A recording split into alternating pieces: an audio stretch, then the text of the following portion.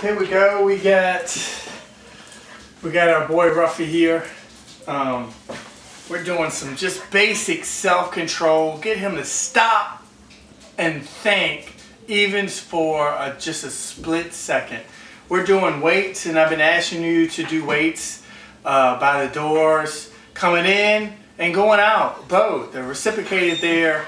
I want him to just relax and calm down, and don't expect to know what's coming next, meaning that he has to do something first, and I want that to be a habit of him doing something first and then getting what he wants, even for petting, going in and out of doors, treats, his meal, stuff like that.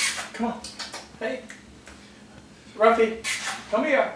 So I did notice too that he, his name recognition, as you can see, is really lacking. I mean, that's the foremost foundation of any training of a dog is name recognition. Getting the dog to come back to you and responding to its own name. So you see here in this area, there's basically nothing going on. If he cannot respond consistently to his name, and meaning when I call his name, I want him to at least look back, recognize that I just called you to look back. So if I can't get him to do that in this environment with nothing going on, then there's no way I can do it anywhere else. So this is a starting point right here. And this little exercise here, I want you to practice at the house. I'm going to start out with some weights. I want you to see this. It's just a weight. I want to get him more into a weight cue, just weight. That way he's a little bit more calm. And two, I do have his leash attached to him. Come on. Good boy. I have his leash attached, and you'll see different ways how I use it to gain some type of control. The thing with dogs and choices, if we give them too many choices, they're going to pick the choices that are right for them. And always, always, always, you give a dog two choices, do something for you or do something for itself, it's always going to pick B, two, or whatever. It's always going to pick the one that best suits him. We ask him to sit or stop or wait. He always has to be thinking what's in it for him.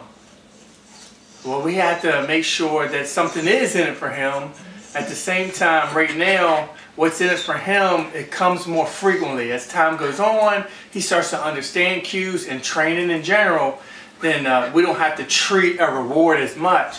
But right now, he's basically, his skill level is some, but not a lot. So like I said, basic name recognition. So here we go. So I have my clicker. I already have treats ready. He's excited. We do this all day. All I want to do is call his name and have him look back at me. If you see he's on me, that's fine. He knows I have treats. But I actually don't want to have treats on me all the time. But in these beginning stages, I don't mind it. For you at the house, if you could put the treats somewhere, like on a counter or something like that, and then reach for it and give it to him so that way your body doesn't have any treats on you. Because we want him to think treats when he looks at us, not when he looks at us and we actually have a treat. That way we represent something even though if we don't have it. So right now I'm going to call his name. Okay, hold on. But when I call his name, I want him to spin around and look at me. Ruffy, good. I want him to look at me. So I click treat as soon as I made eye contact with him and he made eye contact with me. As soon as he did that, I clicked and tossed the treat. We did a lot of sit and waits and stuff like that, so he's already programmed to sit and wait. And he's already on me. Okay. So I'm going to give him a second here to kind of look the other way. Ruffy, good. Good job. So I'm going to do about 4 or 5 of these. He's already in the mix. Ruffy, good. You see when I call his name, he looks right back at me.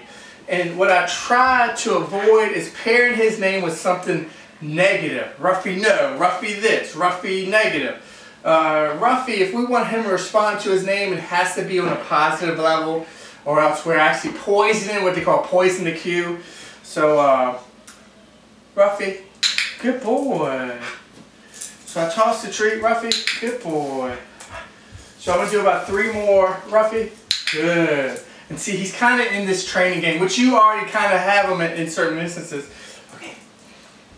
Now, I'm going to have the treats up.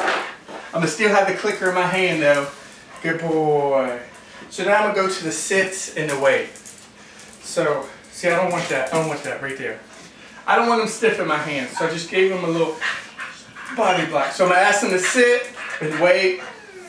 Here we go. Ruffy, good boy. And I had to mark that with the good boy. Come on, good boy. Come on. Good. Sit. Come on. Let's see, I have the leash for control.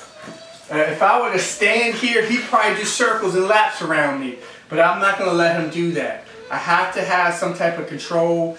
It's just me. I advise you to do this at the house, or else you're chasing him around just to get one sit. Sit. Sit. Good boy. Wait. So I want to be able to reach for the treat, which is on this table. But he has to sit and wait. Wait. Wait. Good boy. Okay. But I don't want any treats on me. Ruffy, sit. Let's go. Sit. Sit. Good boy. Wait. Wait. So now I'm going to give him a treat and say wait.